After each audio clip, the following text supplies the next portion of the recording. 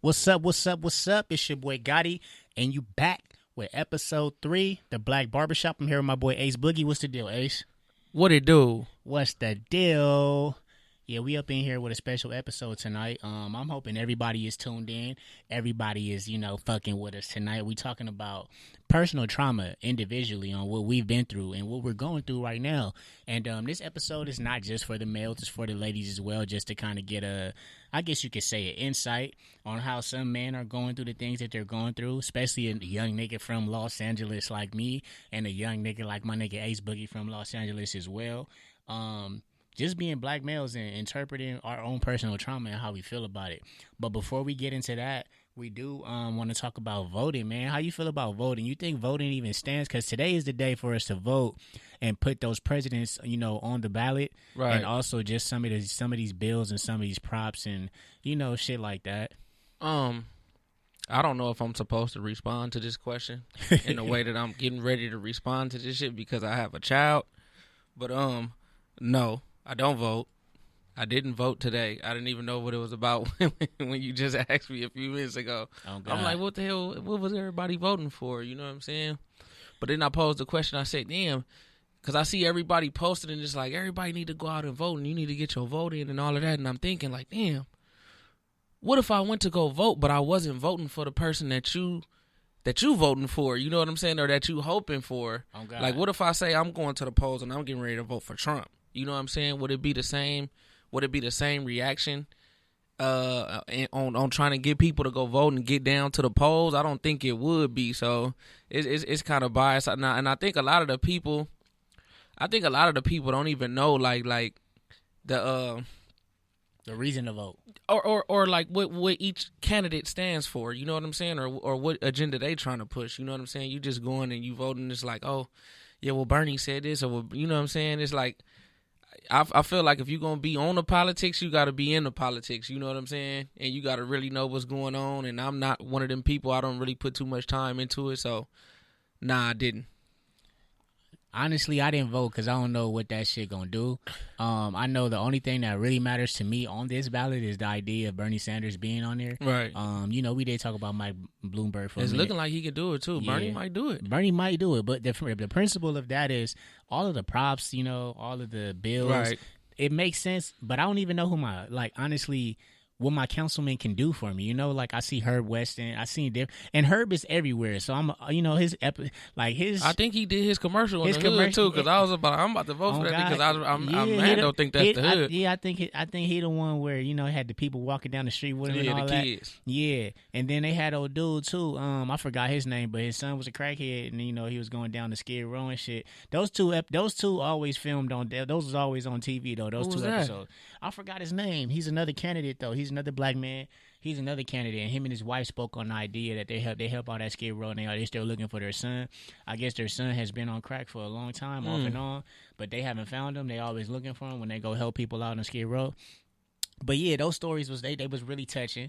But I don't know what the bills actually do, because sometimes when I look at these bills too, it's like, why is there only two? Is these the only two that they found fit that they would like to push on their agenda, rather than having something that simply says, we're gonna actually give people reparations, or we're gonna give people a tax cut, and we're gonna I just think it should be shit that really helps. I seen something you posted earlier too. You was like, I'm not voting until I get my reparations, and honestly, that's some real shit. I think all of us black people should be on that type of shit, honestly. Yeah, and nobody really want to hear that, but I think that the whole idea that people should vote is cool. I'm not saying it's not cool, but at the same time, it would be nice to really know that we're voting for something that's really going to be effective, and it's stuff that we really would like. Because, we don't even know who's in Congress that's actually going to be pushing this agenda, But then you got people that's going to say, well, pay attention. Yeah, people going to tell me, it's out here. People going to tell me pay attention, but you know what most of them are doing? Going in the ballot, seeing Democrat, and voting for Democrat. Exactly. You know what's crazy about that? They actually I don't know if it was an article or a book. What the fuck was that? But they actually have texts on how to make people black people vote Democrat. Damn, they do. Yeah. because we always didn't vote Democrat. You know what I'm saying? We was conservatives for the most part. You know what I'm saying? And you know what's crazy is I think a lot of us vote Democrat because we think we supposed to vote Democrat. But as I got older, I realized that the Democrats are the people that kind of like they spoon feed you. You get what I'm saying? And I feel like they come up with shit that's gonna really hold you back. The Republicans is more in your face. And they have a saying, I promise you, and it's the more money you make, the more Republican you become.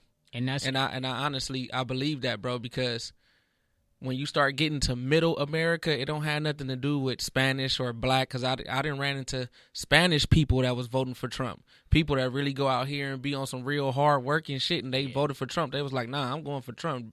You know what I'm saying? Well, you know, people going to vote for the Republican Party because they have the most power. In reality, they're the ones that's paying. They're the ones who's actually, their tax dollars is actually doing something and making shit move. So when you're a Republican and you voting Republican, it feels like your voice is being heard. When you're a Democrat, you're just a poor person that's actually trying to, like you said, get fed spoon from a big. I don't think that's true. I think I'm just saying. I feel like when you're everybody used to go work out on the beach, bro, and a lot of them people was Democrats down there in Manhattan Beach. Them niggas got money, bro. I mean, the agenda for Democrats is to make everybody happy and shut them up. That's what I mean. Right. So put that spoon in your mouth. Yeah, so I'm saying that's kind of a poor man's mentality. If you just somebody who wants a part of, it's like bringing a whole piece into the party and you slice those pieces in half. Everybody gets a piece of, but you're not really full. Right. Yeah, like I feel like that's what the Democrat Party brings to the table. You slicing a slice in half. Yeah, you slicing a slice in half so everybody can have a slice of pizza. Rather than, you know, Republicans is out here saying, "Oh, you want pizza? Go get your pizza." Right. And I'm bringing you. And I agree with that. And I'm bringing you, but this is the thing that makes it even, like, I guess you can say, interesting. Democrats are bringing you interesting pizza. I mean, Republicans are bringing you interesting pieces to make you want to try it. So that's how I see it. It's like they're really giving you what the idea of a good pizza looks like. Right. And you had the money to go get it, so just go get it. The poor people, they just going to watch you see it. Or the people who have no drive. No drive. And what I would encourage everybody to, like, you know what I'm saying, just don't go. I mean, you can honestly do what you want because I don't give a shit. Yeah. But if you're voting. Facts. If you're voting, I would encourage you to actually just look into everything, you know what I'm saying, and go in with an open mind and just don't vote Democrat because your parents voted Democrat. Like, that's the stupidest shit ever. You know what I'm saying? That's what made you a Christian. You know what I'm saying? Let's get out of that and let's get into some other shit. It's 2020. For sure. But you know what? We're gonna leave on that note and we're gonna go into this episode and get into a little I guess you could say personal therapy. Let's talk about why the reasons, you know, we have this mentality that our mental health is okay when sometimes it's not okay, or pretty much, like, do you think you're okay, bro? That's really a question. And what I want people to realize too, especially people like, well, what does this have to do with the shop, or what does it have to do with a barbershop or whatnot? A lot of the times when people come sit in the chair, in a barber chair, and they trust their barber, that haircut becomes a therapy session. You know what I'm saying? For myself and a person in the chair. You know what I'm saying? We feed off each other. We bounce ideas off each other to ask you for advice. Look, I'm going through this, or I'm doing this, and I want to know which way to go with this. And me and my girl going through this. You know what I'm saying? So a lot of the times, especially when you real cool with your barber and y'all trust each other, it turns into more of a therapy session. You know what I'm saying? It's more than just a haircut. So I think that's where we going with this in today's episode. And I mean, that's a big thing because that's how we pretty much, you know, got into contact and actually became friends in the first place, because we had a lot of things that we could relate to on a different basis. And then it would be the idea of feeding our own, you know, political ideas on certain subjects and topics. So I got some questions for you. I can start off as well with some of my questions, but I think that a question that I would like to ask you is, do you think that you okay, Ace? You think that your mentality and the things that you go through and how you are and pretty much your mental state of mind is okay? You think it's okay? If we... It's a real question, man. I feel like, are we basing it upon something, or it's just like, are you... I'm asking you a simple question. Are you okay? If I had to pick yes or no, If you had to pick yes or no. no. And then I want you to elaborate on that. Why don't you think that you are okay? Because, man, I feel like the way we live growing up as young black youth in the inner city, it don't allow us to be okay. For instance, you literally gotta pick and choose what gas stations you can stop at. Facts. When you need gas. Facts. Like you literally have to be mindful of your surroundings at all times. It's like, there's certain gas stations in the city I don't go to. I would never stop there. You know what I'm saying? And realistically, I'm just trying to hop out and get gas, but I can't. And it's like you got to be mindful of certain hats that you wear. You got to be mindful of certain colors that you wear. I feel like we walk around like we're not safe. We live in an unsafe world. You know what I'm saying? I feel you. So I don't think you could be. It's nothing normal about that. And you speaking as an LA native. Yeah, facts. It's nothing normal about that, and that's why I said if I had to pick, it would have to be no. Like, I mean, it's just seeing your friends get gunned down, and you know what I'm saying. It's not necessarily seeing it, but knowing that it happened. Like, you know what I'm saying. I got you. You can't be okay. Your mentality can't be okay if you living like that. Well, I don't know. I'm gonna take it a little further, and then if you want to add on to what you're going through, I'll talk about it. A lot of things that get to me. Keith said you got to be mindful of the police. That's a big one. I would say me personally, like if you was to ask me how I'm doing, I think I'm getting by, but I'm not doing too well. I look at things that I've been through, and I look at how things used to be. When you had that secure innocence, during that time period of probably the 10th grade to the 11th grade, where you don't really stress about nothing, and then you start to see life take you to a different level when it comes to you having a job. Because ain't nobody going to give you shit. Right. People looking at what you have in your pockets. And as a black male, I thought it was hard because I never was able to learn how to be a man either. I grew up without a dad, you feel me? Right. So during that process of growing up without a dad, I was still trying to find my own swag as a individual, but then not even knowing how to be a man. So I'm going to say, like, placement-wise, when I went to college, it was hard because I was so in tuned on who I was. I wasn't focused on working and doing shit that I needed to do to be a better person academically or, financially. So you said you were still trying to figure out who I was trying to figure out who I was during that whole process. Like from that stage of maybe 17 to 20. I mean, but most people are, right? Yeah, but then I feel like some people have this accommodation from their parents to show them that they can do a lot too. Right. Or just to give them the culture that they need to have as a man or as just an individual within their family household.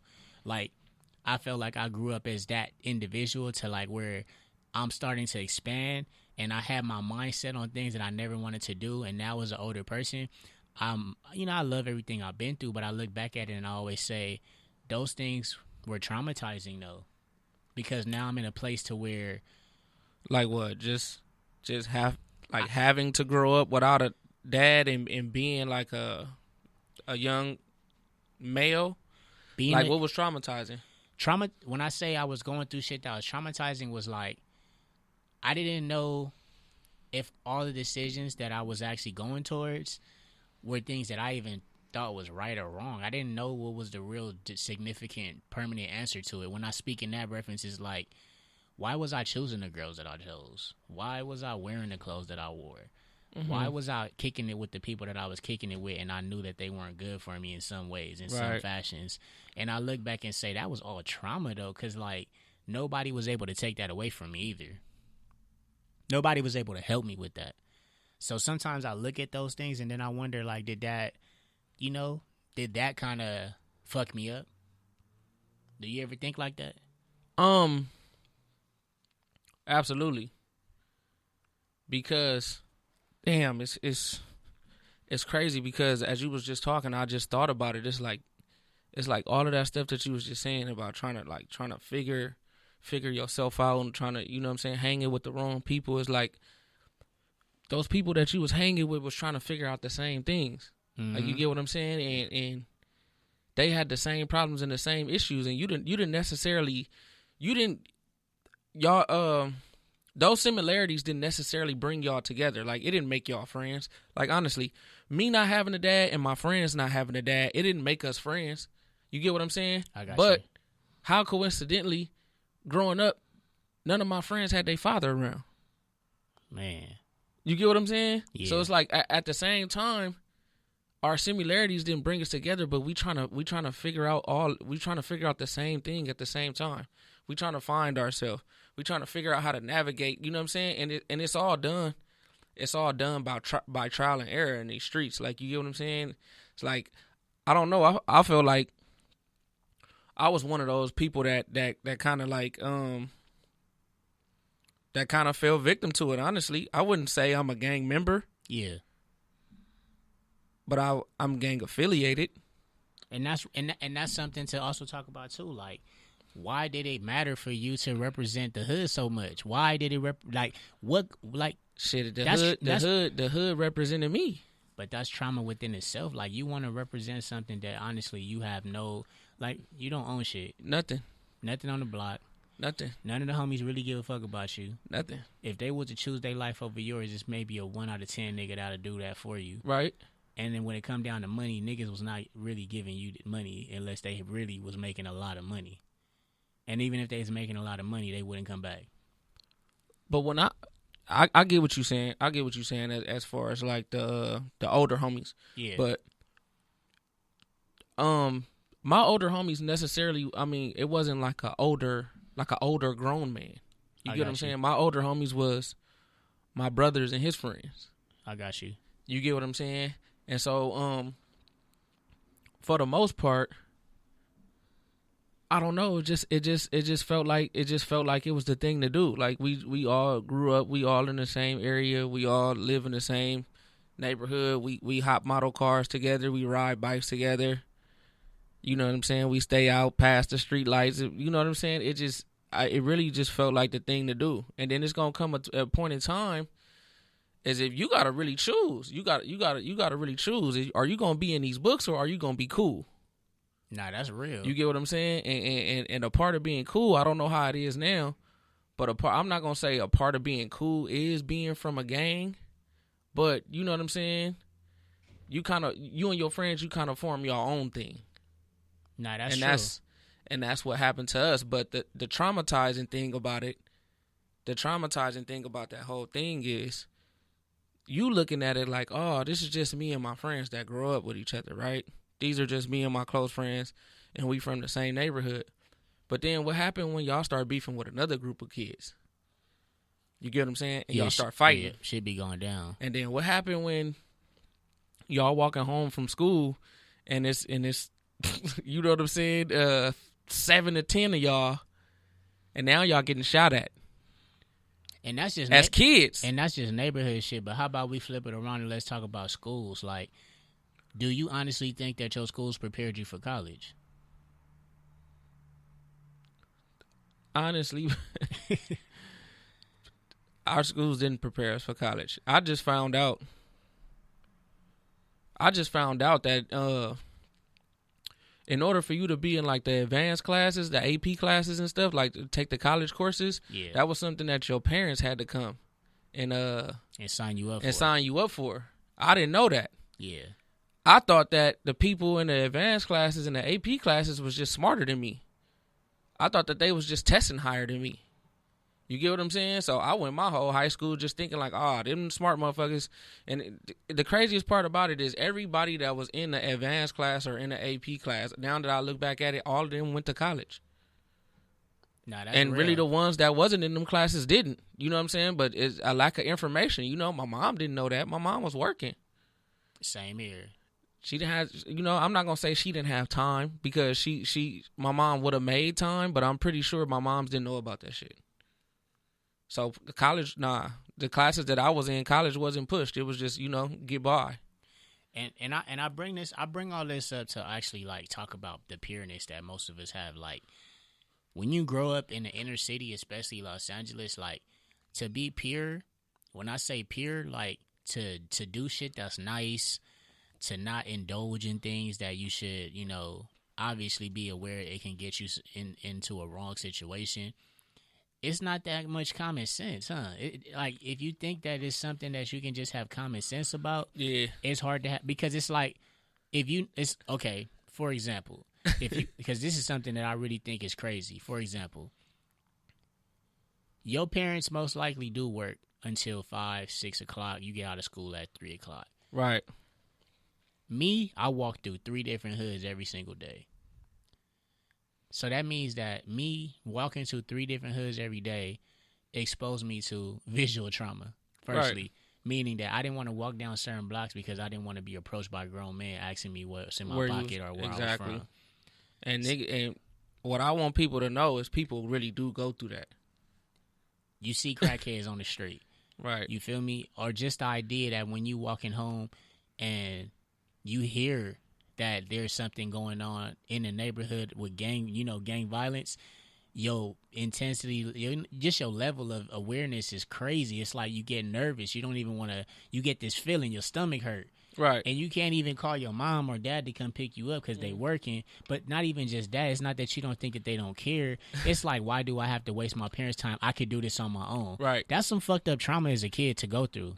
Super. Let me tell you a story, bro, about the fucked up trauma. Yeah. It's like you could look back at a situation like that and you be like, man, we was dumb as hell. What was we thinking? Yeah. Like, you know what I'm saying? But in that time, it wasn't dumb. In that time, it was fun. In some ways, yep. I get what you mean. We got shot at one day, and I didn't tell my mom. Yeah. I ran towards my. It was so crazy. It was the scariest shit of my life. I ran home. I started running home while they were shooting at us. Yeah. You get what I'm saying? But I'm thinking like, damn, if they follow me to my house, then that's where my family at, my sisters and them, all that. I don't want to bring none of this shit to my doorstep. Yeah. So I end up running the other way. I end up running in the homie yard and getting like an old ass Z28 that his pops had, and just laying in that Z28 and just hoping that they wouldn't have walked up on that car. You get what I'm saying? Yeah. Because it would have probably been over for us. I didn't tell my mom. Why? I know my mom would have moved immediately. So I didn't think about it, bro. As a parent, you get what I'm saying? I didn't think I was in no immediate danger. I'm thinking, oh, some niggas shot at us, they gone. Yeah. You know what I'm saying? It happened, they gone. Yeah. If I would have told my mom, she would have moved. I didn't say nothing. I went right back to school the next day. Walked. That's crazy because I know something that I dealt with was, remember when the white tee shit came out? You couldn't wear a white tee. 18th Streets was supposed to be killing all black dudes that had a white tee on. I put a white tee on. Right. Because I wanted to be hard. I wanted everybody in school to say, this nigga got a white tee on. He crazy. But guess what? When I got to school, everybody had a white tee on. Right. Niggas' minds is fucked up. I'm just saying, their whole memo went out that if your child is wearing a white t-shirt, he will be shot by the 18th Streets. I mean, that was a crazy-ass memo to put out anyway. Yeah, but the thing is, niggas was wearing white tees the next day. Right.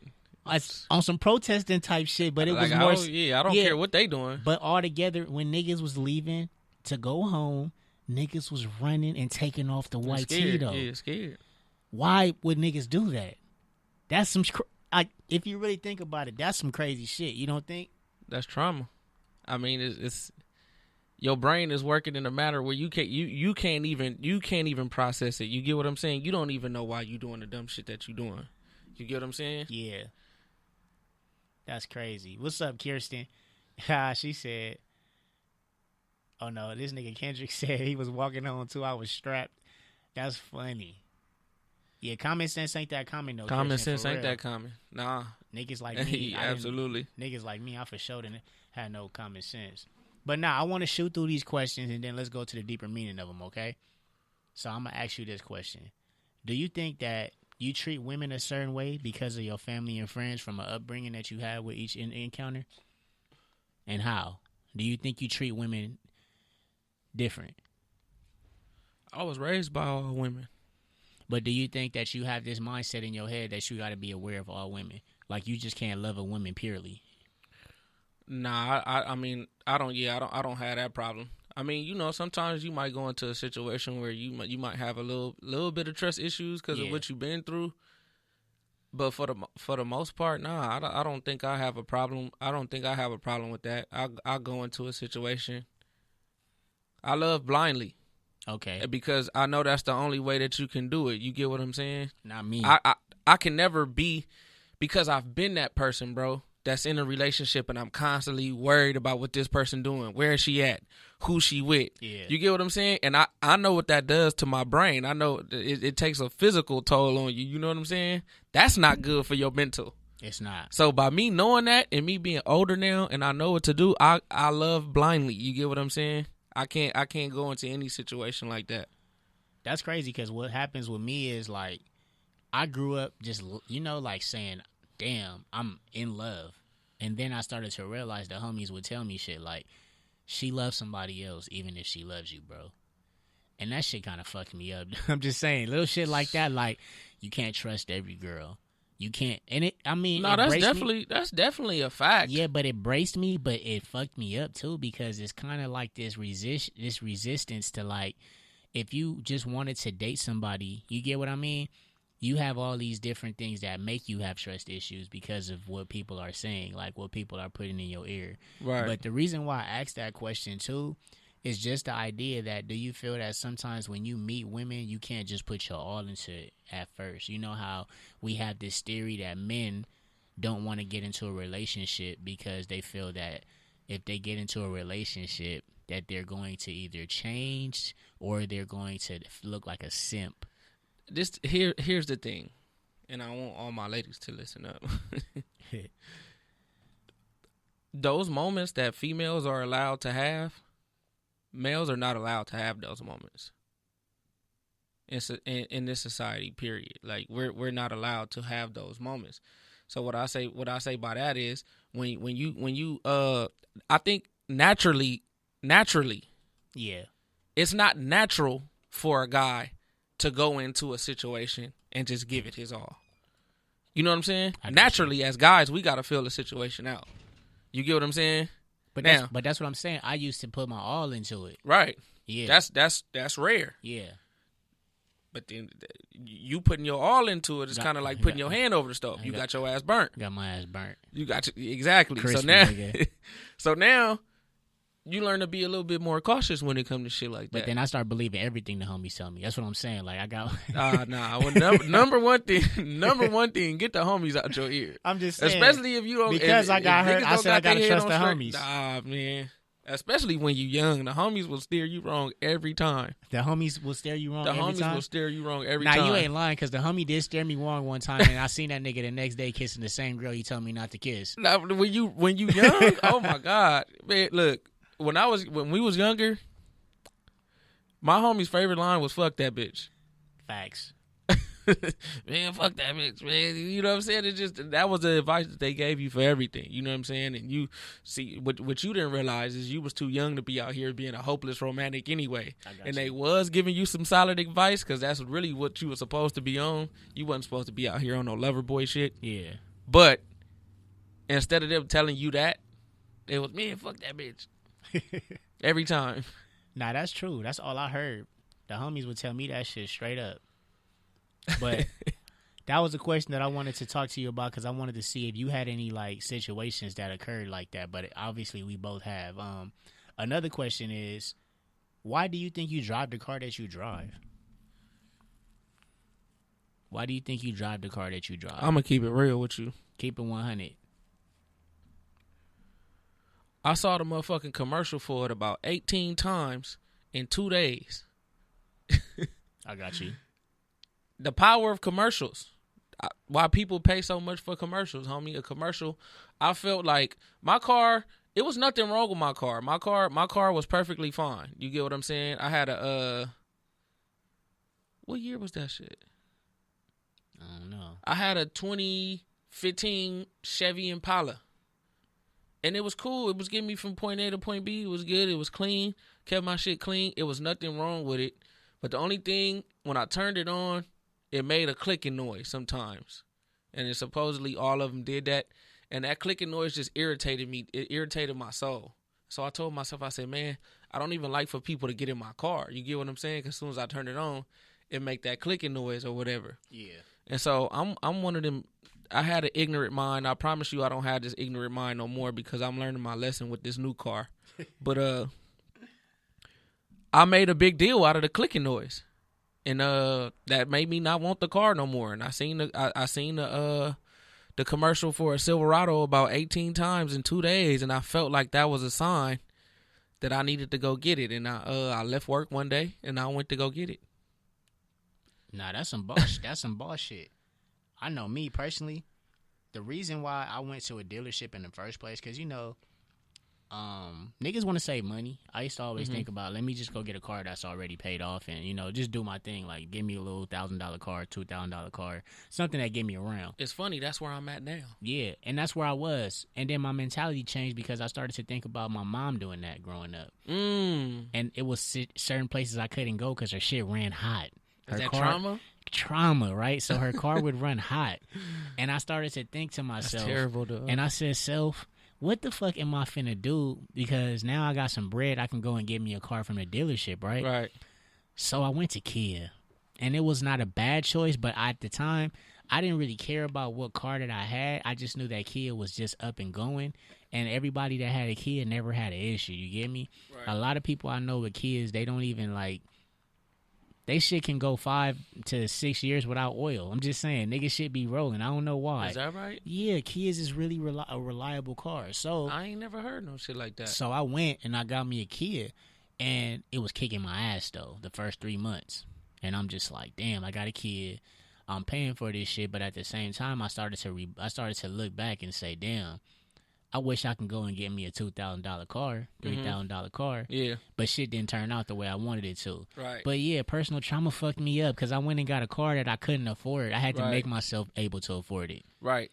And right now, I don't think it's necessarily a car that I can afford, but it's like everything costs more. So my oil changes are more. Gas is more. If I need new tires, it's more. Yeah. You get what I'm saying? Everything is more. My car washes cost more now. That's a gas guzzler too, though. You get what I'm saying? Yeah. So it's like I think wasn't the smartest choice. It definitely wasn't the smartest choice. And right now where I'm at is I'm thinking I really do, because I do drive it so much, and I don't own a car. It's depreciating at a higher rate than it normally would because I put so many miles on it. So right now, I'm at the point where I feel like I have to get a little $2,000 car just to drive around. You get what I'm saying? So you feel like that whole idea of getting the car that you want is because you never really had nothing when you was younger, or it's just that you picked up and got it because you kept seeing the commercial? I think it really was. I think it really was a commercial because honestly, I didn't even want a Silverado. I didn't even want a Silverado. That's crazy. You know what I'm saying? I could have got F-150. I could, I'm not really a Ford nigga. I got you. But I could have got something else. I could have got some, something that might be considered flyer. I got you. You know what I'm saying? I mean, but a lot of people like my car. Now your car is solid though, especially the way you got it fixed up. So right, that but shit's smooth. It's whatever. Yeah, but now you looking at that price. That's what's really killing you, right? Yeah, man. I feel killing you. me, dog. We got to get it together though. Is just thinking about shit like that. Right. So I got another question for you. Do your due diligence, especially people. from this male perspective. Why do black men at any age, I feel, need to get a chain to show their status? Why do you think that that's something that's big in our community to wear a chain? I'm gonna say what I've always been saying. You are your ancestors. You know what I'm saying? It's DNA means, okay, you have your mother's DNA, right? Yeah. So unconsciously, you do shit that your mother did. You get what I'm saying? Unknowingly, you do shit, or you act like your mom would act, or maybe your dad would act, because it's DNA. And I honestly feel I feel like we come from this shit. Like, we've been doing this shit since the beginning of time. Like, I got you. Like, where all the way back to where our ancestry tree leads to, it was gold in the ground. You get what I'm saying? And that's all I can. I do think it's a status thing. People get chains for status. Yeah. I mean, it's like it's a status symbol. Do you think it's smart though? I mean, what's smart? I mean, to make yourself seen I feel like I feel like a chain is like a tattoo. Okay. I feel like it's you know what I'm saying. It's the same thing. It's a tattoo is a conversation starter, something that people gonna notice on you when they see you. You get what I'm saying? So I feel like it's no bigger than a tattoo. Honestly, it's not. The chains that we walking around with is not hella expensive. We not walking around with Quavo chains on. I mean, are we talking about the celebrities or are we just talking about period? It's just the idea of you having one. Yeah. And what's your purpose in having one? Because I was going to say, the only reason I have a chain is my grandma gave me a chain for protection when I was maybe about 5 years old. Mm-hmm. So ever since I was 5 years old, I was used to wearing a chain with a symbol on there, whether it was something that she made up. I mean, not made up. You talking about one of them little chains that they bless? One of the chains that they bless. Okay. She always gave, and then it's like now as I got older, I got a little small Jesus face, and I got a small little chain. But it's just for protection. I always felt that way because she installed that in me that you should have a chain on, and then it's something you could pass down to your kids. So I'm like, okay, that makes a lot of sense. So I'm gonna go and get one. But like big flashy chains and jewelry like that, I never been into it. I only got earrings because in middle school that was how you get the females. That's why I got my ears pierced in the first place. Other than that, I don't like rings like that. I don't like bracelets. I don't like watches. I really don't like heavy shit around my neck. I'm not gonna say I love bracelets. I love watches, and that's something I can't adapt to. Like I don't really wear jewelry like that. But I was asking because I thought that some niggas that wear chains and they wear that, they do it just for the idea of flashing what they have. That's just what I used to think about that as a status thing. Even if your chains is not really like Kendrick said, it's an investment. 18K, 20K gold, kid gang money. Okay, what the 18 to 24 karat gold is an investment. Yeah. I mean gold is almost higher than it's ever been right now. Yeah, you know what I'm saying. So I mean, if you look at it like that, but the reason I don't know the reason why I wear it, I don't shit, man. It look good. It look good. It looked good. I don't know. I got you. So my last question to you is just to say something about that. Yeah. Over these last couple of years, I have been making sure that if I had a chain, that what I'm wearing it actually means something to me. You get what I'm saying, and not just going out and getting all these pieces or pendants with something on it, and it doesn't mean it means absolutely nothing to me. You get what I'm saying? So I have been trying to be a little bit more conscious about that. Man, I don't know. I just always had this idea that I could get robbed too. Like nah, you can. I've been robbed for a chain before. And this shit, this is crazy because this all comes from men's society. Like I'm saying. I just always had this idea that somebody will pull a gun out and be like, "Give me your shit," and then me being who I am, I'm not gonna give him my shit. And you know what? That right there is trauma in itself. So for me to even tell you that I've been robbed for my chain before, yeah, and to sit here with chains on, you get what I'm saying? I hop out with chains on. Yeah. But like I said, it's more LA. You being more mindful. You looking around. You know what I'm saying? You learn from all of your mistakes. Nah, that was a mistake. I was slipping. I wasn't paying attention to my surroundings. So now, but like you said, it's trauma in itself. You know that if you got chains on and you hopping out somewhere, you gotta look. What this dude looking suspicious. He looking like he might be up to no good. You know what I'm saying? And we want to open the lineup too. If anybody out there want to call in, 323 Righteous 900-0478, 323-900-0478. Give us one of your stories, man. Man, we just trying to hear what y'all been going through when it comes to personal trauma, and if y'all have any questions for us, because the lines is always open when it comes to hearing what the people have to say. But 323-900-0478 for those who out there listening, you can call in and we can have a conversation about personal trauma. But I do have this last question that I want to ask you.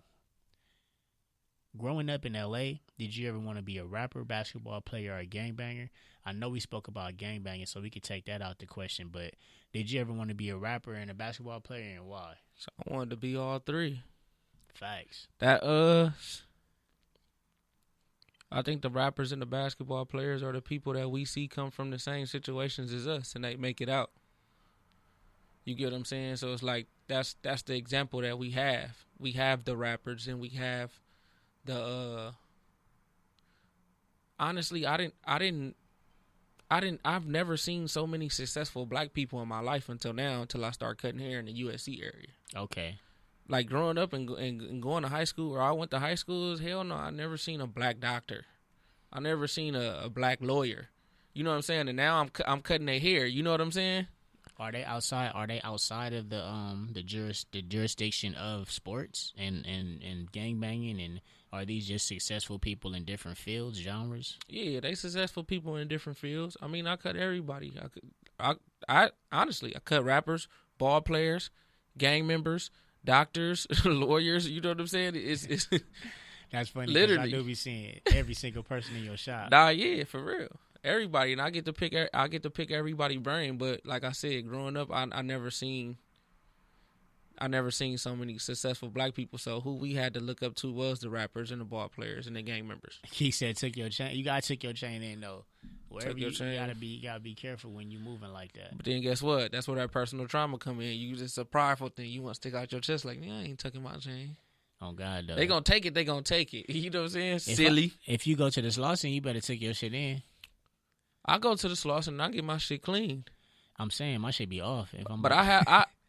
I don't be having a gun with me, but I hop out with a weapon when I go to the Slauson. I have a little weapon with me. My nigga said he hop out with a weapon. Yeah, I have a little weapon. I got a little weapon of choice. That shit. A little nunchuck when I go up there. My nigga got some nunchucks. And trust me, you might want to get shot before you get hit with this motherfucker. Hey, I'm gonna be honest with you. The reason why I wanted to be a rapper is because Lil Bow Wow. Like, growing up, I know people gonna laugh at this shit, but I wanted to be a rapper because of Lil Bow Wow. That's terrible, bruh. I said, this little nigga got everything that I can dream to have. You know, at the time he was actually signed with So Def, and he was just going, and he had every single, I think he was on every TV show that was popping growing up. Did you try to be a rapper? At one point in my, I have too, bro. I was once called Mr. Uh-oh at the age of 6 because I didn't know how to rap, and every time I would rap, I would say uh-oh. And then I didn't expect you to go back that far. I went that far because that's how Mr. Uh-oh. Mr. Uh-oh. I was given that name. So right after, you know, it was no possible way that they could have marketed you with that name, right? Bro, my name was Mr. Uh-oh. It's no possible way they could have put no type of dollars behind that shit. And my bars would be like, I'm walking down the street, uh-oh, I'm chilling with my homies, uh-oh, yeah. And I would say uh-oh after everything, right? So my brothers would be like, yeah, man, this nigga was gassing me too. At the time, hey, my brothers ain't shit, man. They was gassing me, but they wasn't, I don't think they was gassing me for like a positive thing. They was gassing me because they was laughing about it. And yeah, they wanted you to keep rapping. Yeah, that shit was funny to them. That shit was hilarious to them. My brother's 9 years older than me, so this shit was really funny to them, right? So, damn, man, you about to have me laughing, crying right now. So, as I got older, though, I started to see the differences in, like, you know, basketball, too. I'm like, damn, I want to be a basketball player. You feel me? Like, that's how you get the females. Like, you be in middle school, you feel me?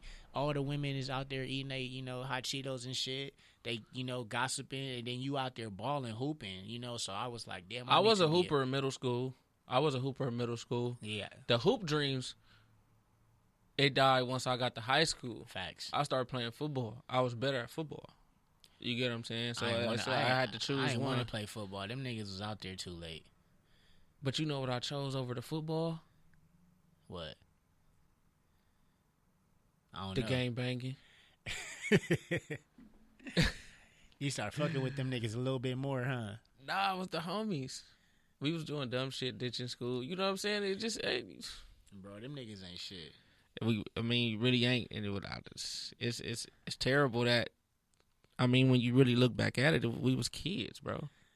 But that's crazy for us to be so adaptable to shit that was like, you know, really fucking bad. You know, like, I'm bringing that up because a lot of us are going through personal traumas and don't realize that if we look back in time, it can kind of answer the questions on why we are the way we are now. But the real question is, like, how do you fix that? Like, people say go to therapy, but I feel like going to therapy, it gives you an opportunity to, like, have the conversation you can have with your mom, have with your dad, have with your cousins. Not necessarily. I mean, I hate to cut you off, but sometimes people just need to talk to somebody that's gonna be non-judgmental. Well, I feel like I have the type of mom that's non-judgmental. Me too. That's what I was gonna say. I can go to my mom and I can talk to my mom. You get what I'm saying? I do feel like that, but my mom knows me. So it's like now, I've been having hella conversations with my mom over this past year. Yeah. You get what I'm saying? But you know what my mom does? My mom gives me no advice. It's the trippiest shit. She doesn't give me no advice, my nigga.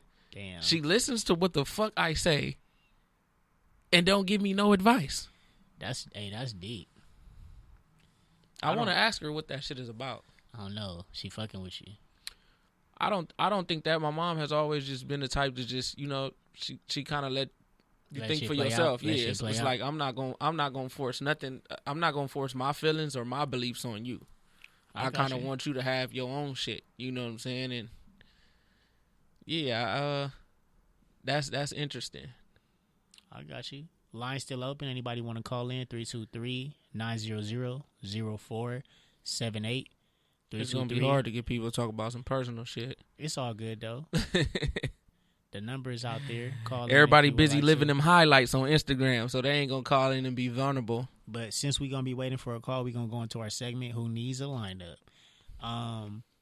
So I do got some topics right here that I think is very interesting. So we're going to start off with some basketball. Who needs a lineup? So this happened about last week. LeBron James dunked and put his balls all in Josh Hart's face. He just came out the blue and dunked all on Josh Hart. In that situation, you posterize, and then you have Rihanna comment on the picture and say, somebody needs to check on Josh Hart. That's what Riri said? Riri said somebody needs to check on Josh Hart. Rihanna been having like a little love affair with LeBron for years. Right. So my question to you was, do you think Josh Hart needs a lineup? No. It was nothing Josh Hart could have did about that. So do you think LeBron need a lineup? Because that's some fucked up shit, man. That just happened. It just happened? Yeah, you can't script that. So we gonna let them niggas roll out. We gonna let them niggas roll out for the week. Don't nobody need no lineup. Can't script that, man. It happens in sports, huh? Yeah, shit happens. All right, so I do got another question when it comes to basketball because I like this Pelican Laker vibe that's been going on for the last week and two. Zion Williams, do you think that my boy plays for fun or he plays for the hype? Because the media seems to actually, I think they gas him so much that when he gets on the court, he does that shit for the cameras. That's just how I feel sometimes. I could be wrong, but I don't think you're wrong because he's still a kid. I can just imagine if I was his age, and I knew the motherfucking lights was on and everybody was watching. Everybody watching you? Yeah. I don't think that's what he play for, but I do think it kind of give him a little bit of, it put a little pep in his step. You get what I'm saying? I got you. So right now he's still, he's still a kid. So yeah, when them lights turn on and everybody watching, it's a nationally televised game. I like Zion. Zion is doing this thing right now. And I'm glad I get to see this type of shit. I know he like in his 15th game now, so that's cool. So I do got a different question. We got some of our lady listeners listening, but we do want to answer this question and have put both of our input on there. Do you think that, men should respect women that twerk on social media? Because I know that you can see Megan Thee Stallion, that's like something she does. And honestly, I don't know none of her music. I just know that she be twerking and shit. And then when it comes to Ari, that was married, that has a baby by G Herbo, it seems like that's what she does, period. She just twerk and she starts drama on social media. Right. But the whole principle to that is, as black women, shaking your ass on social media, does that mean that men... I don't really know how to ask this question, but do you think that shit is representing the way black women should be seen on social media? No. It's a simple no. And should we respect them after we see a twerk video? I mean, it's naturally. Men are not going to respect that, just like a woman is not going to respect a nigga that's on social media flashing money. You said they're not? No. Women don't respect that. Women don't respect niggas out. Listen to me, bro. Women See, right now, are we talking about men and women, or are we talking about girls and boys? Okay, I can see that. I can see that level of conversation. A woman, a real woman, a true woman is not gonna respect no dude on social media pulling out wads of cash and counting it all for the camera and putting it and posting it on his page. I got you. I'm flaunting my greatest asset. And if you got a lot of money, that money is your greatest asset out here. That's the thing. It's a thirst trap. You get what I'm saying? I got you. So if I was to pull out a gang of money and start counting it on social media, that's a thirst trap. I can guarantee you my DMs is gonna look a whole lot different. Or if I'm pulling out money and I'm going on trips and doing all of this shit, I guarantee you my DMs is gonna look a whole lot different. You get what I'm saying? And that's the same thing with a man and women twerking on social media and putting it out there for everybody to see it. You get what I'm saying? I don't think a man is gonna respect that situation. So because it's a thirst trap. I feel you. I guarantee your DMs is gonna look a whole lot different after you post that twerk video. You know what I'm saying? You post a nice wholesome picture of fucking you at church. Yeah. It's gonna get some. You gonna get a whole totally different response from the opposite sex when you twerking. And it's the same thing with dudes. You gonna get if I post a whole gang of money, how many dudes you think gonna hit me up? Like, damn, nigga, that's a lot of money. You know what I'm saying? It's most likely not gonna happen like that. You gonna get them DMs from females. Yeah. They gonna be trying to see what's up. You know what I'm saying? It's a thirst trap. But then what happens in reference to, let's just say your girl starts twerking on social media. Right. Where does that conversation go? I'm just saying. If your girl is on social media twerking, where does that respect level go? What do you say to her? My nigga Keith just says real shit. I hate to interrupt you, but he said women love money because ideally it represents security and women value security. That's facts. That's right. Facts. And it look like you know, if it look like you got it going on and you doing all fun shit and you got the money to secure the fun, that's what it is. You got the money to secure a fun time. Fun. People gonna fuck with you for the fun, period. I know a lot of niggas that don't really got too much going on, but they always traveling. Yeah.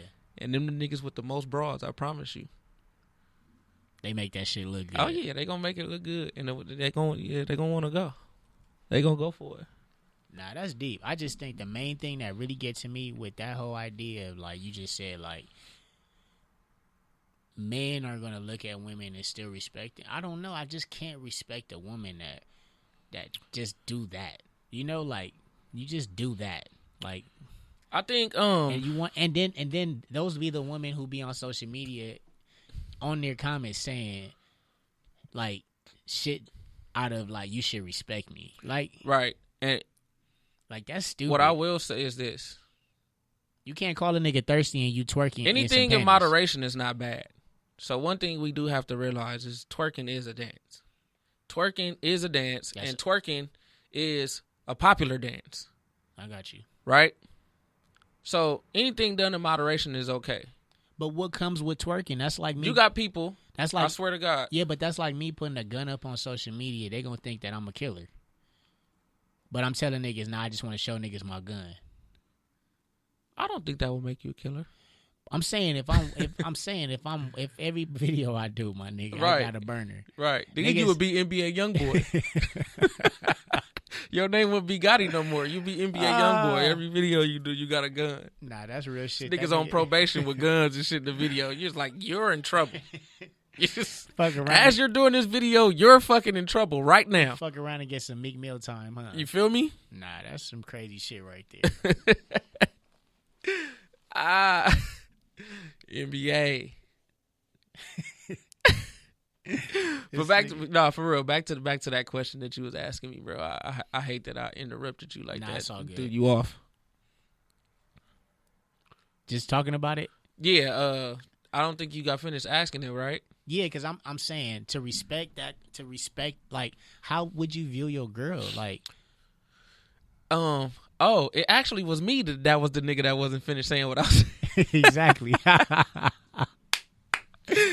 Oh God. But like I said, we do have to realize twerking is a dance. Twerking is a popular dance. Anything in moderation that's done, it's not bad. You get what I'm saying? But you have people on social media, they fucking make a living off twerking. Yeah. And I do think it's no way that you possibly can respect that. A real man is not gonna you know what I'm saying? I'm gonna keep it G. My girl twerk.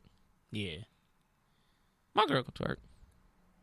Sometimes. On social media, My though? girl can twerk. Because that's the question. I'm gonna keep it G. I'm a real low key nigga. I'm low key. I'm real private. I wouldn't like it.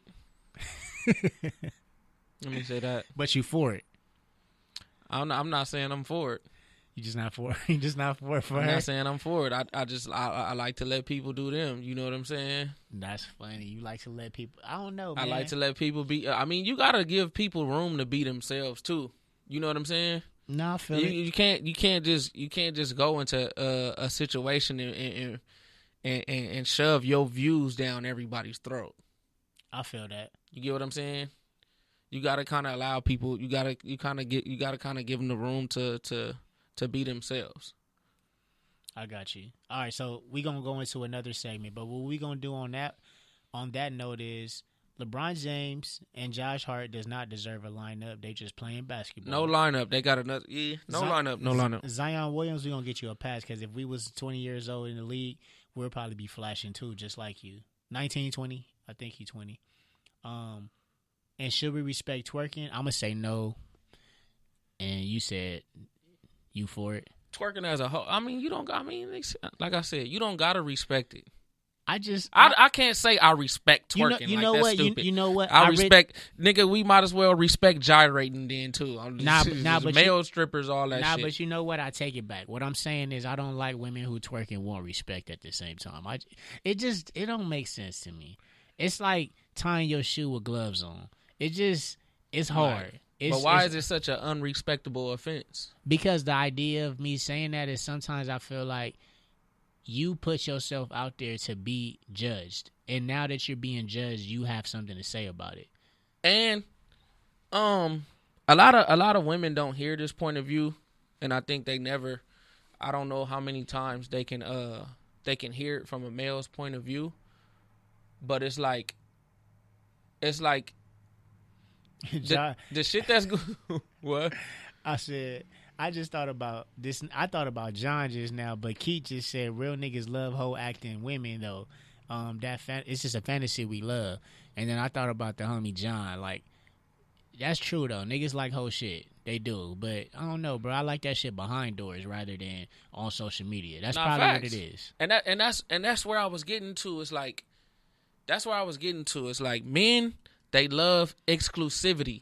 We love the fact that our woman or the things that our women do is not available for other motherfuckers to see. Yeah. You get what I'm saying? Thanks. So we love that. Yeah. Now, with that being said, you don't have to respect twerking as a man. You don't got to respect that shit. You get what I'm saying? Yeah. But it is a dance, and what I think women don't never get to hear this from men or what we think about it, but it's just like, say if a girl wasn't your girl and you go to a club or you go out and you see a girl twerking and she fucking it up, what's going through your mind? Nah, honestly, bro, like just keep it real. I can't answer that question. Nah, come right on, now. bro. I'll smack. Right. I'm just saying that's reality. Nah, though. you a smack. You want to smack, or you like, damn, you probably thinking she like that, right? Yeah. Like, she want to get hit. She hot in the pants. You get what I'm saying? But she nothing like that. She could be nothing like that. But, I'm saying. But this what I'm saying. 8 out of 10. Men like exclusivity. We don't even like the fucking idea that another nigga is looking at your girl thinking that she's hot in the pants. Right. You get what I'm saying? Right. It's not about the act. I get that. It's about what all the rest of these motherfuckers is looking at your girl thinking.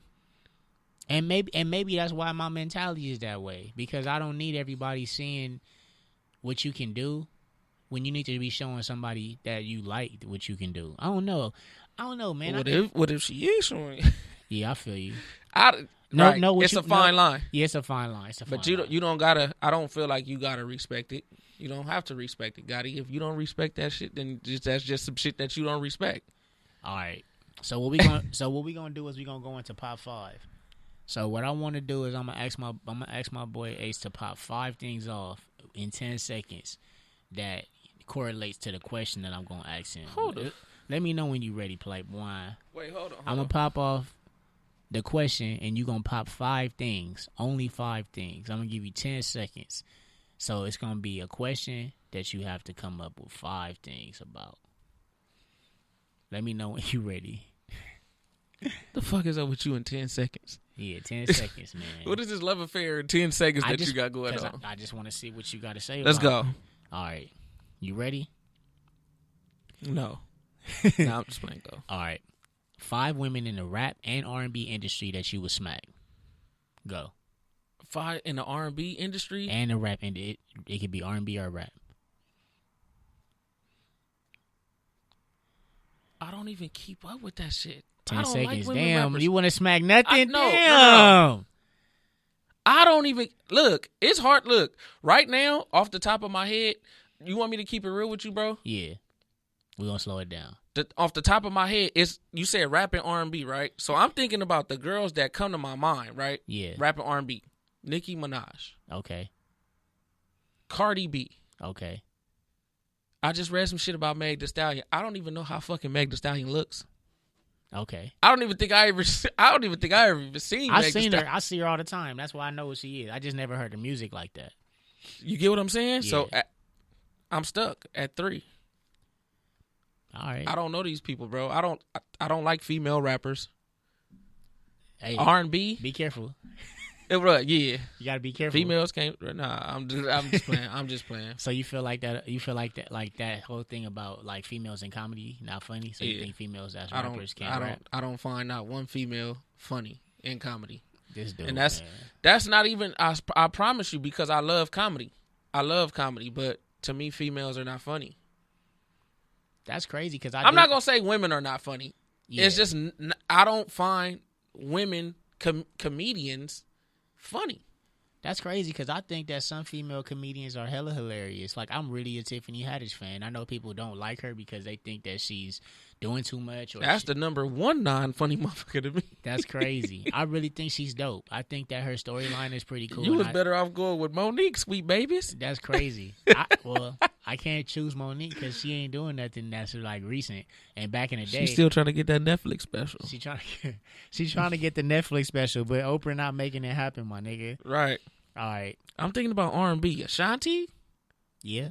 Ashanti. Janae Aiko? I don't know. Okay, so mine's, because I'm finna name mine. It'll be Janae Aiko, Ella Mai, for sure Kalani, and the last 2 would probably just be people that, everybody don't really know. But the homie said Queen Naija.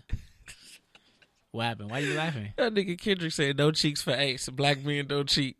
That's right. Yeah, but That's saying right. These are women that I think are like really cool in the industry, and I like their music. Okay. And then like the last person that I probably would choose because it's just like respectful, I'll probably choose like a random rapper, which will probably be Cardi B, just because she's like the main rapper right now. I don't like Cardi B.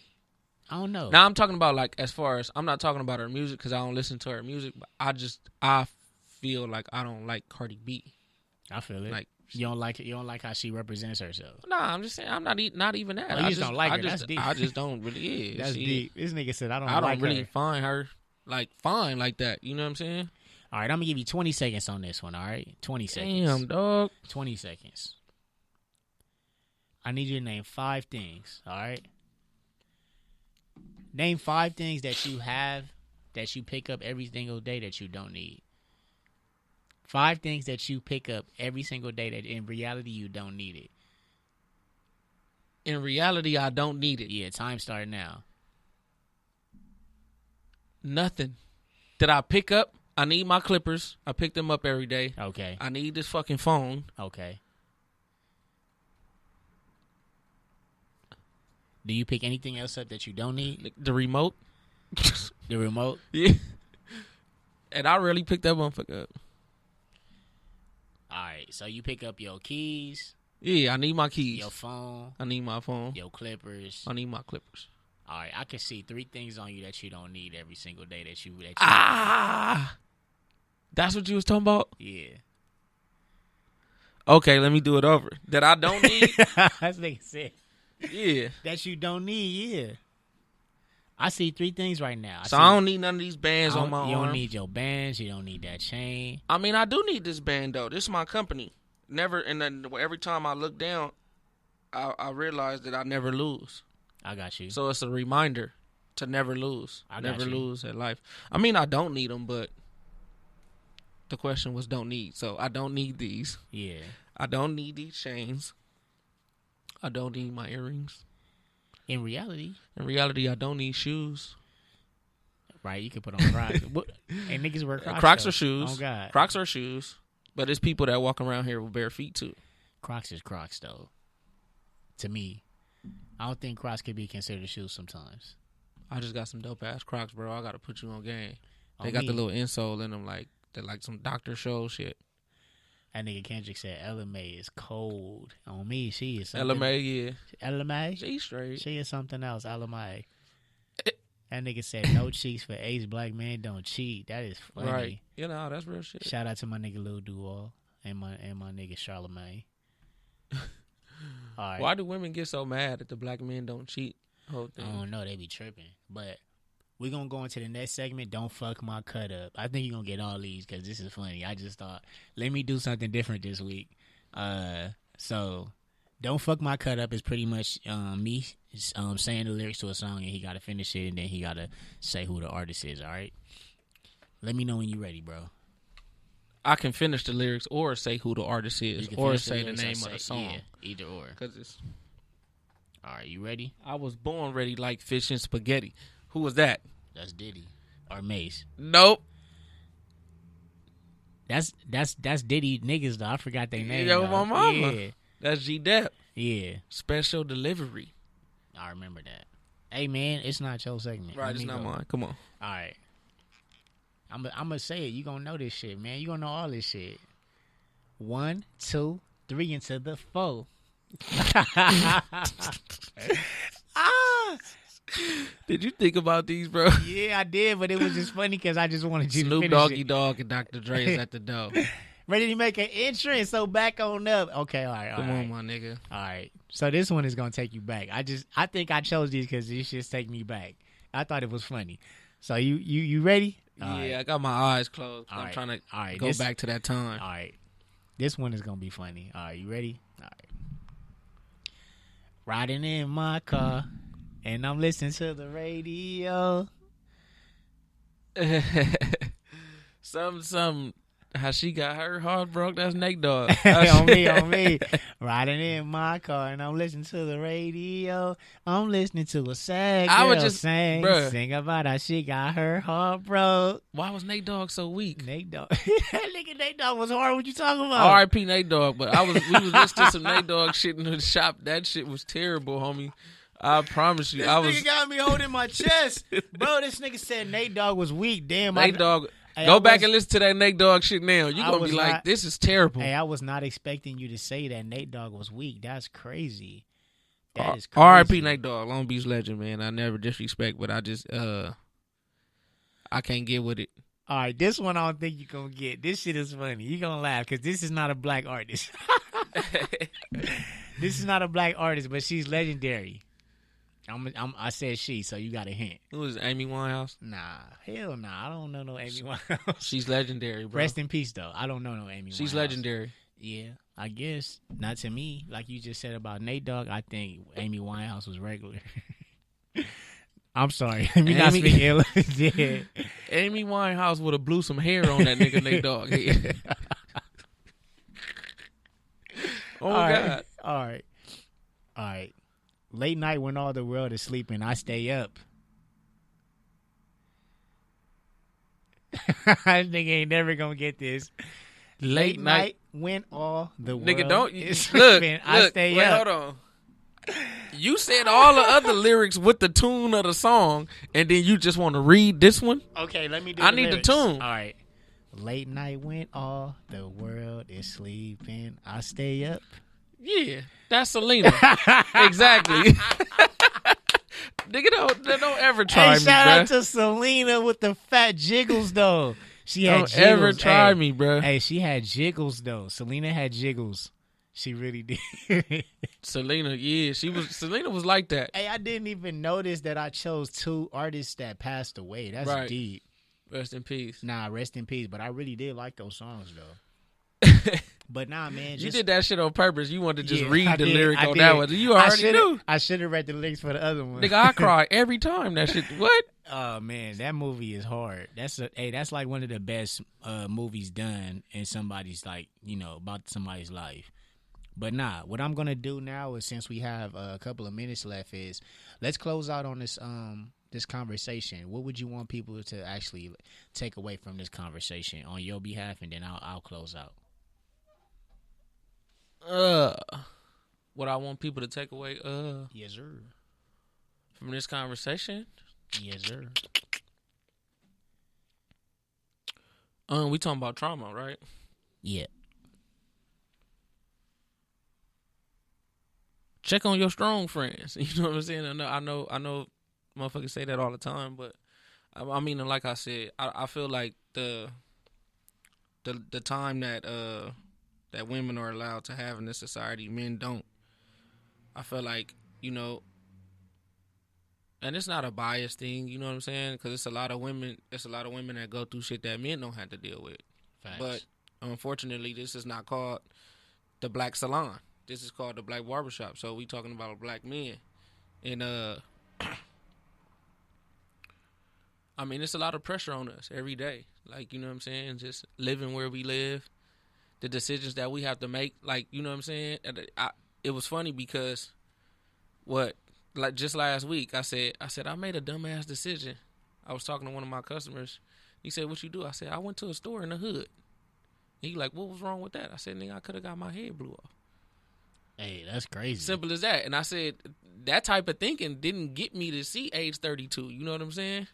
It didn't get me to where I'm at now. You know what I'm saying? But it's like sometimes you fuck up. You're like, oh, I can stop here real quick. And those decisions turn bad for some people. You get what I'm saying? Yeah, that's facts. So, I mean, we have it tough out here. Combine that with the fact that you gotta get out here and you gotta be a go-getter. You gotta get to it. You know what I'm saying? Because we view differently if we don't. So, I mean, everybody not all good just because, we don't display a moment of weakness. Is everybody go through shit, period. And I don't give a fuck what nobody say. Instagram can fool you, but everybody got baggage. Everybody got baggage. And so for somebody to sit back and act like they don't, they a motherfucking fool. Everybody got baggage. Everybody baggage is just different. You know what I'm saying? So check on your people, man. Nah, that's real. Check on your strong friends. Something I would like to go in closing is, like, don't be so hard on yourself. I feel like a lot of us, we don't question the reasons why things will end up the way. A lot of us do question the reason why things ended up the way they end up, but we don't want to go further in time to realize that it happened because we actually went through a personal trauma. Something that I thought about the other day, I used to feel bad. Like, this is me sharing something personal. This year, I was blessed to, last year in November, I was blessed to have a son with my fiance. Previous to the relationship, I had, twins with another young lady. And I used to always think in my head, I don't want to have two baby mamas. That was something I used to always tell myself, like, two baby mamas, like, that shit is ghetto. I don't want to do no shit like that. I don't want to be that type of nigga that look like that. All and right. I started having a conversation with my cousin, and my cousin told me something that's the realest shit I ever heard. He said, nigga, you're not white. Nigga, you grew up in the hood. This shit is not it's not unnormal. Like, this shit is normal. Like, it's not something that you want to be normal, but you grew up seeing that shit. You grew up in the environment understanding that shit, so why do you feel like you have to be against it? Like, I don't really like to think like that sometimes, but in reality, sometimes we got to take shit with a grain of salt because it's just the way it is, too, Like, we don't never look at shit like that. We always see shit as, this is how I have my life set up, and this is how it's supposed to be. But when shit is not how it's, supposed to be, you have to find ways to realize why shit is happening the way it's happening now. Right. And I think that type of shit can box you in. It know does. what I'm saying? If you having thoughts of like, oh, this is supposed to be like this. Yes. I have how I view my life is not, you know what I'm saying, necessarily how it's going. Yeah. But you got to play the cards you dealt. And you that's get what I'm saying? and you that's can't cry over spilled milk. and that's what I got out that conversation. So my thing is, don't be so hard on yourself, because I think a lot of us have a plan, and you'd be surprised that God is gonna laugh at you because He already has a plan for you. I know y'all. God, He has a plan for you. Yeah, we're gonna get into that on another topic.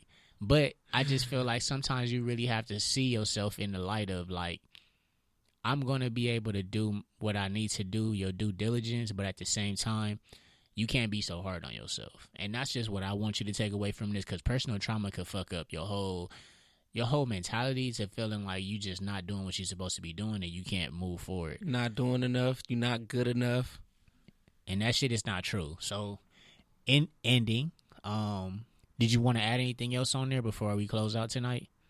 Create your own highlights. Be your own motherfucking highlight reel, man, and stop looking at everybody else. You know what I'm saying? If you're going to look at somebody else highlight reel, let them people inspire you. You get what I'm saying? Kobe didn't look at highlight reels of Jordan and start hating on the motherfucker. He aspired to be Jordan. On me. You know what I'm saying? And that made him great also. You get what I'm saying? So if you see people doing something, it's not for you to be mad or feel like you should be in a place. You know what I'm saying? It's just do better. Do better with your shit. Create your highlights. You know what I'm saying? Whatever you want to do in your life, because all of this shit is obtainable. You know what I'm saying? And that's where I think people get down on themselves. They think that the stuff that these people are doing is not reachable, in which I don't understand. I mean, at a point in time, I felt like I was there because I simply just wasn't doing it. I was staying here and not too much going nowhere, not traveling, not really just not having fun with life. You know what I'm saying? No, that's But facts. now I feel like I am. I feel like I'm having fun. Yeah, so we hope this episode, open some conversation on pretty much, how things are normalized between anything that you might have went through. We're probably going to have more deeper conversations about this later with one of our therapists that we do know personally. She might come in and interview us on questions that she do have. But yeah, man. Thank therapist. You. Man, I got you. We got a guest coming real soon. But nah, it's a girl? I'm gonna let you know. Shit. But yeah, man, thank y'all for listening, and shout out to every single person that tuned in today. Make sure you download the app and continue to just listen to all the other podcasts. Next we got Never Know Extra. But yeah. Shout out Never Know Extra. Have a good one though. Shout out to the Black Barbershop and follow us on Never social Not media Extra. My bad. with a 0. Never Not Extra. Right. All right, gone.